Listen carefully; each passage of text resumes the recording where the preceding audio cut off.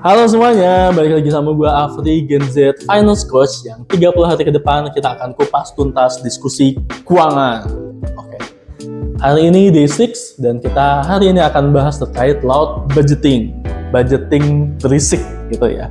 Nah, apa sih itu loud budgeting? Mungkin teman-teman yang baru pertama kali dengar, loud itu kencang atau berisik gitu ya.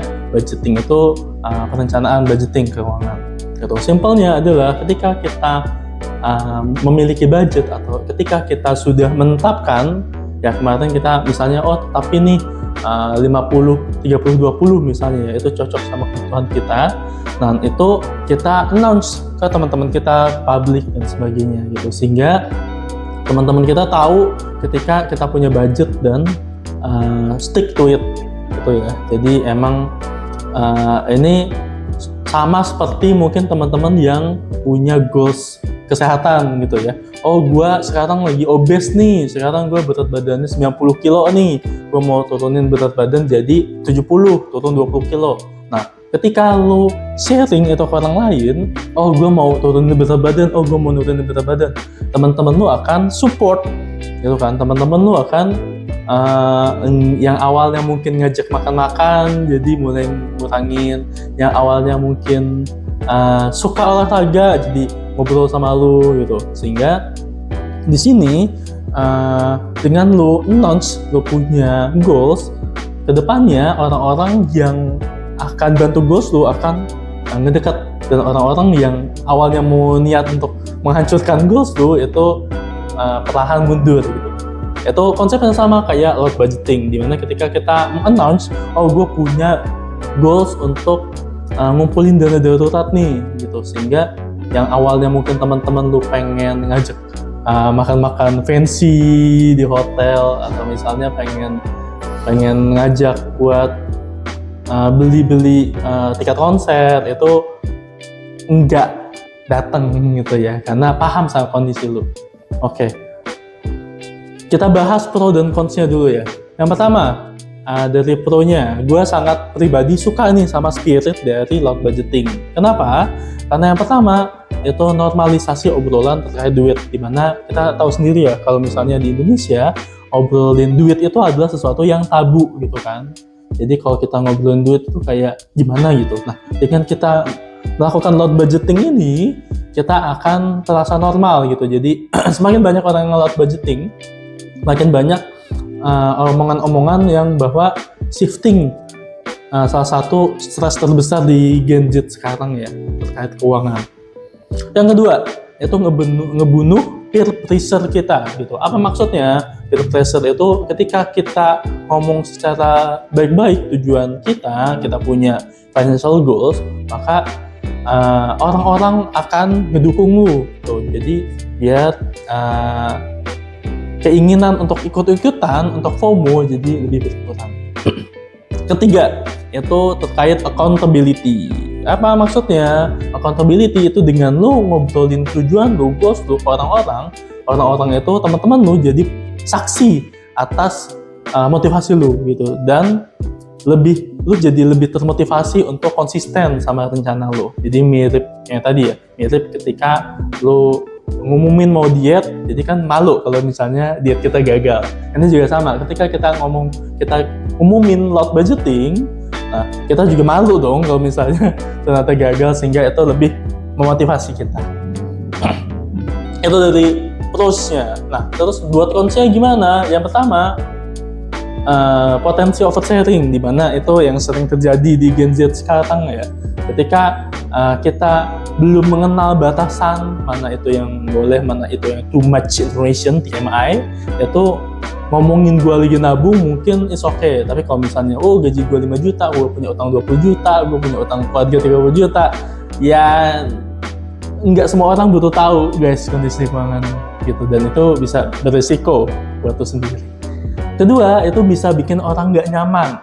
Kalau misalnya lu ngomongnya dengan nada yang salah, itu bisa jadi seakan-akan menghakimi orang yang lu ajak ngobrol gitu. Gue lagi ngelakuin load budgeting nih, jadi jangan maksa gue untuk ikut pengeluaran apa dan sebagainya. Itu bisa jadi orang ngerasa ngedengar ya kayak gue pinter, kok lu boros sih, kayak gitu. Jadi ini bisa malah merusak hubungan pertemanan teman-teman. Gitu. Yang ketiga, lu bisa dicap sebagai nggak fleksibel gitu. Ketika lu ngumumin gitu, oh gue budget sekian, oh budget gue udah habis dan sebagainya, itu kelihatan mungkin ditangkap bahwa lu sebagai orang yang nggak fleksibel dan kaku gitu. Jadi gitu.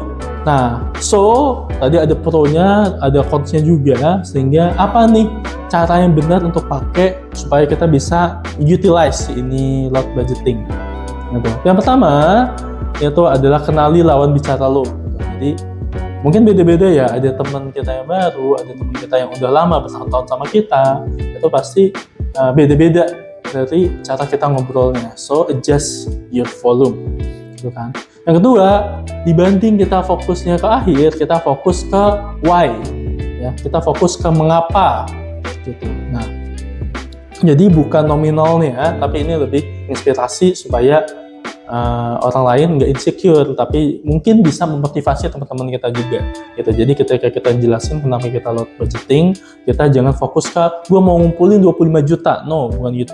Tapi kita fokus ke why-nya, gue lagi ngumpulin ini nih karena gue lagi di level keuangan 1 misalnya, lagi ngumpulin dana darurat, bisa jadi kayak gitu.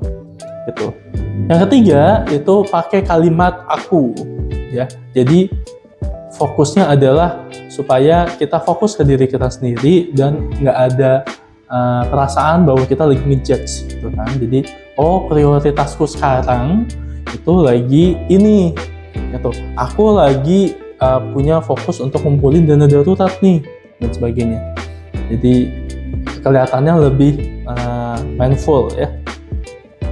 Keempat, ketika diajak sesuatu yang mahal gitu ya sama teman-teman dan kita secara budget nggak masuk, kita tawarkan yang keempat, alternatif yang gratis atau murah gitu.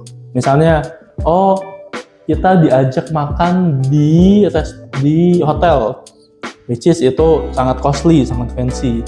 Nah, kita lihat nih sebenarnya dasarnya itu apa? Dasarnya sebenarnya kita pengen ngumpul gitu. Kita pengen ngumpul sama teman-teman kita. So, kita tawarkan dibanding makan di hotel mahal, kenapa kita nggak masak-masak aja di rumah gitu kan?